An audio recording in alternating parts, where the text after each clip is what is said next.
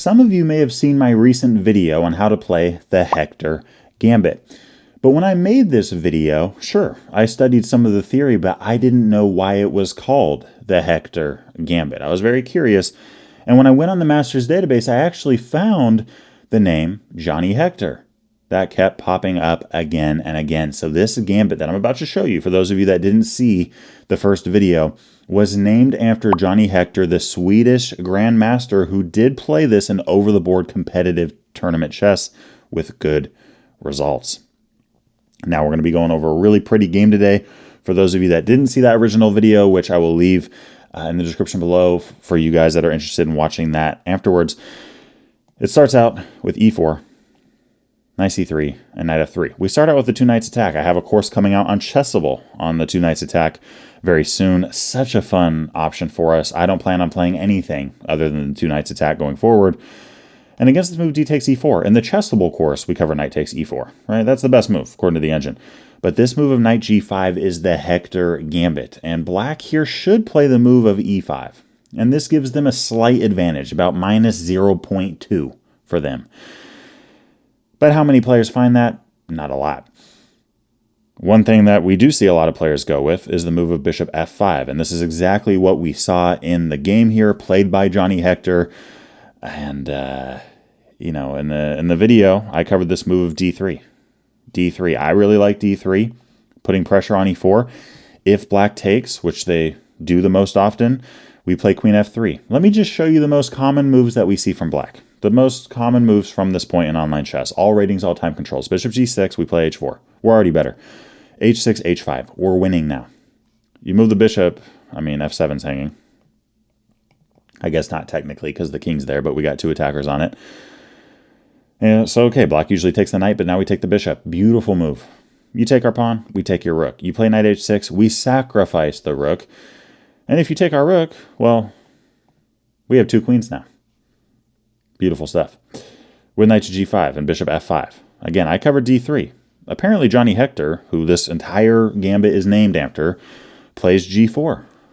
Plays g4. Bishop g6, the only move for black that gives them equality.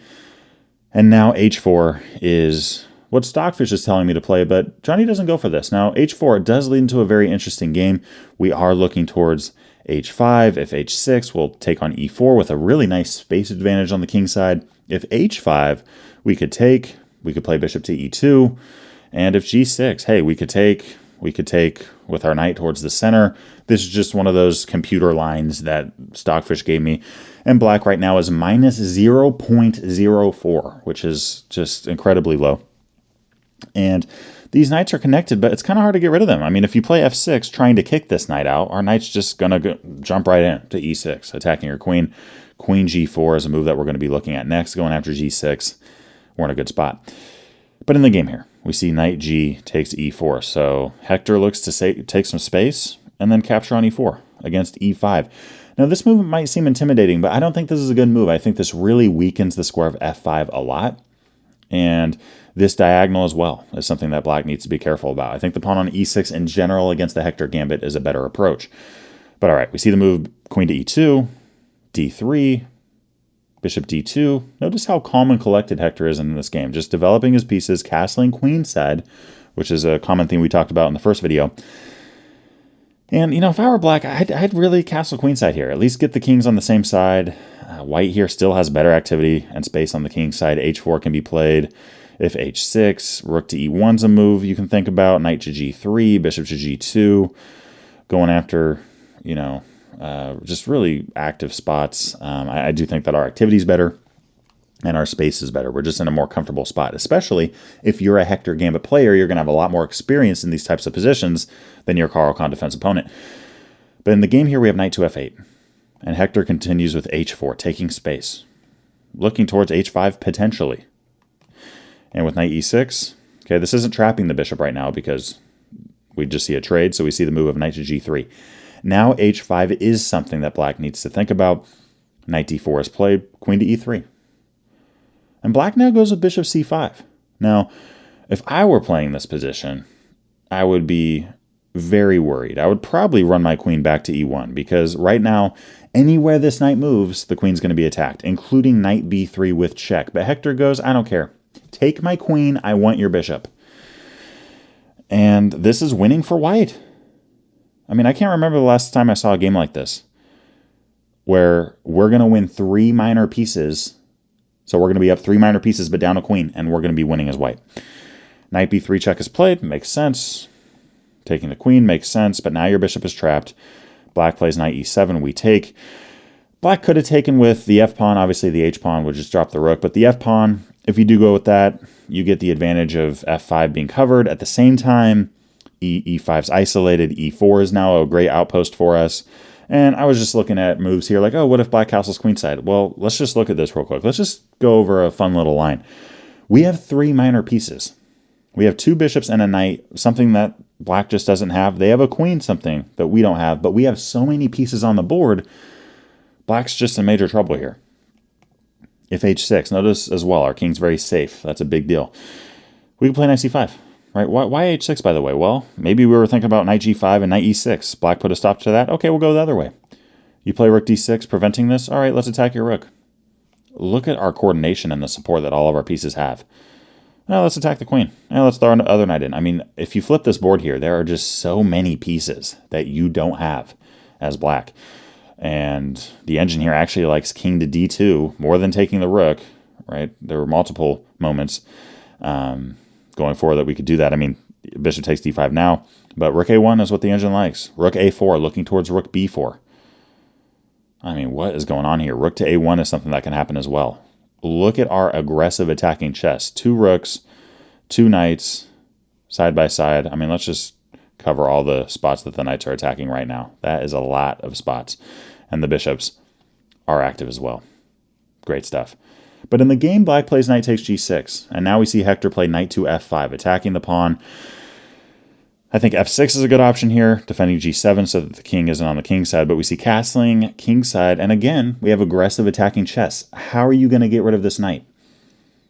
Right? How are you going to get rid of that? The engine actually likes bishop to e2 and king b1, or king b1 and then bishop to e2, and actually looking to double up the rooks on the h file.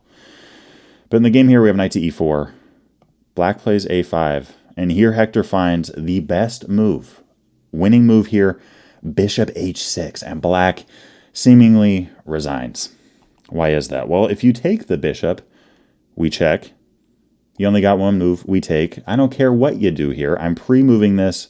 If I'm online, I can pre-move that. I can walk away, hang out with my wife, go eat dinner. I don't care how long you take thinking about it. Rook takes h7. This game will be over. Stepping back. Let's say black sees this and they go, okay, fine, I'll play f6. You know, maybe get my queen involved a little bit. Maybe have the rook cover f6. Okay, well, we take on g7. If you sacrifice the queen, you're just going to be down too much material. If you play rook f7, we can take on f6. We're now up material, and again, our attacking chances, our attacking prowess here is through the roof. I mean, we're just crushing this position. And if knight e7, as an example, there's a lot of things we could do here, including bishop takes g7. And if you see knight takes f5, don't be worried about it. Take the rook. All right, the knight wants to run away to e7, take it right off the board. If the knight stays on f5 and we see king takes f8, we could capture on f5, and yet again, we're up material. We're up 2 points of material. This knight is immovable. You can't do anything to get rid of it. It's very strong, supported by those 2 pawns. f5 is strong and powerful as well. Our rook is active on h1. Gosh, I mean, f6 is something that we could think about as well going forward.